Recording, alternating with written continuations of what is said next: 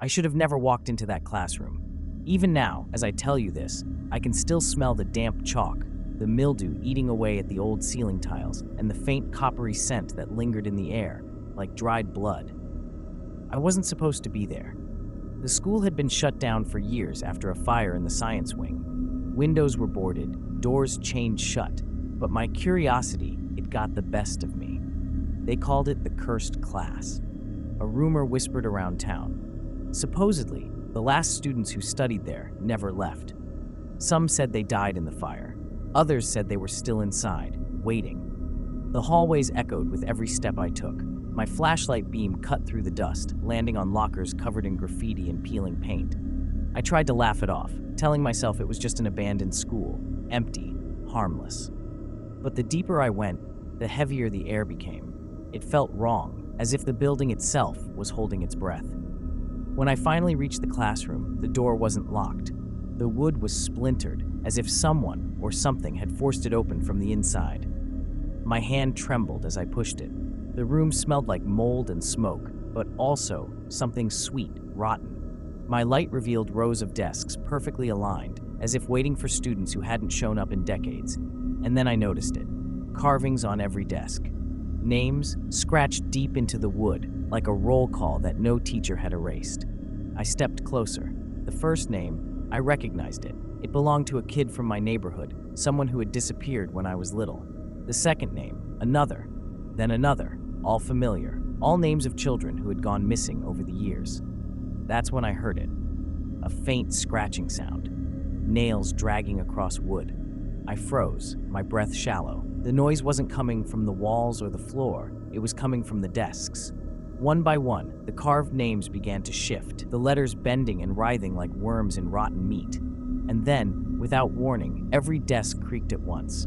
The sound echoed like bones snapping. My flashlight flickered, and in that stuttering light, I saw them. Children, sitting at the desks, pale faces, eyes glowing faintly with a sickly orange light, like embers smoldering in the dark. They didn't move at first. They just sat there, smiling, as if they had been waiting for me. I should have run. I know I should have, but I couldn't. Their grins widened, too wide, splitting skin that should have torn but didn't. Their eyes locked on me, and I swear I felt something enter my chest, a chill, like a hand reaching straight through my ribs. The air grew heavy, pressing down on me, and I realized I wasn't just in an empty classroom. I was in their classroom, and class had just begun. I tried to speak, maybe to beg them to stop, maybe just to convince myself I still had a voice, but nothing came out. My throat felt tight, strangled by the silence that filled the room. The only sound was the faint hum of the fluorescent light above, buzzing like an insect caught in glass. And then, they all blinked. At the same time, perfectly synchronized. Their glowing eyes dimmed for a moment, then flared back brighter, as if something inside them had been fed. The boy in the front row, the one closest to me, tilted his head. His neck cracked with emotion, a jagged, unnatural sound. He didn't stop smiling. His teeth were too white, too sharp, and behind them I swore I saw shadows shifting, writhing, like something alive crawling behind his lips. I took a step back, and the floor groaned beneath me. That was enough. In that instant, every single child rose from their desks in unison. Not fast, not aggressive, just deliberate. Their chairs scraped against the floor, a chorus of shrill echoes that cut into my ears. They began to whisper, low, breathy voices, overlapping, speaking words I couldn't understand. The sound was wrong. It wasn't just in my ears, it was inside my skull, vibrating through my bones. The longer I listened, the more it felt like my memories weren't mine anymore, like they were being rewritten with each syllable they spoke. I staggered back against the wall, clutching my head.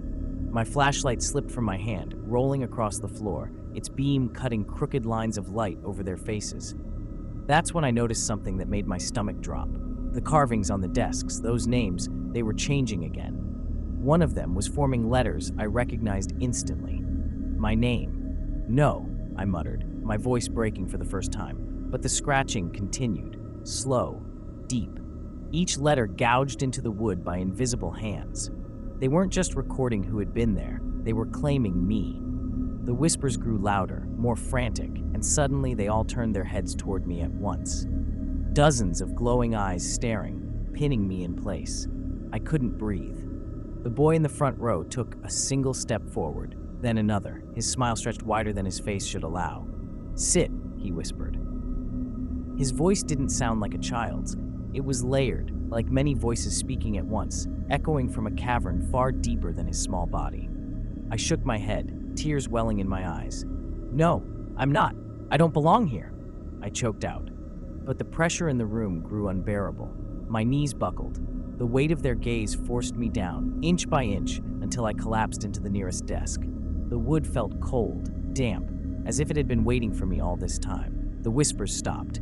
Silence swallowed the room. And then they all smiled wider, because I had taken my seat. And for the first time, I realized something horrifying.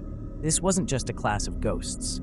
This was a ritual, a lesson, and I was the next student to learn. The desk beneath my hands began to tremble, vibrating with a faint hum that spread into my arms, my chest, my skull. It felt alive, pulsing with some rhythm that wasn't mine. I tried to pull away, but my palms were stuck, as if the wood itself had grown claws that dug into my skin. The children, no, the things wearing the shapes of children, leaned forward in unison. Their glowing eyes dimmed and flared with every heartbeat I felt pounding inside me. They were synchronizing me, attuning me. I opened my mouth to scream, but the air was thick, suffocating, like I was breathing through wet cloth. My voice didn't escape. It only echoed inside my head, bouncing back at me. That's when I heard them. Not whispers this time. Laughter. Soft at first, then louder. High-pitched, shrill, overlapping giggles that didn't sound human. The kind of laughter that makes your teeth ache and your stomach twist. They were enjoying this. The boy in the front row stepped closer, his smile splitting impossibly wide. His eyes glowed brighter than the others, like a furnace. Slowly, he reached out his hand and placed it on my shoulder. His touch burned, not with heat, but with cold so deep it felt like fire. The carvings on the desk beneath me burned into my vision. My name. Finished, complete, and that was when the walls began to change. The peeling paint melted into something black and fleshy. The ceiling stretched upward, vanishing into an endless void.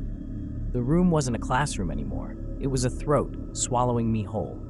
The children stepped closer, surrounding me, their smiles grotesque, their laughter echoing in the endless dark. I tried to fight, tried to tear myself free, but the desk tightened around me.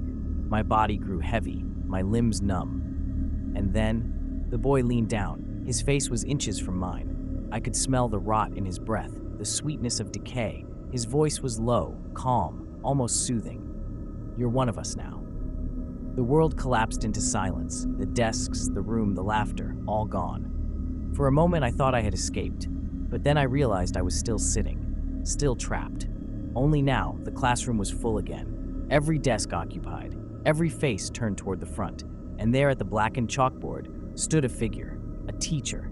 Its back was to us, but its presence was crushing, suffocating. It raised one long, pale arm and dragged chalk across the board with a screech that rattled my teeth. "Lesson 1, it wrote, obedience. The children around me smiled wider, their glowing eyes fixed forward, and when I caught a glimpse of myself in the cracked window beside me, I saw the truth. My own eyes were glowing too. I never left that classroom. And if you're hearing this now, it means the class is still looking for its next student.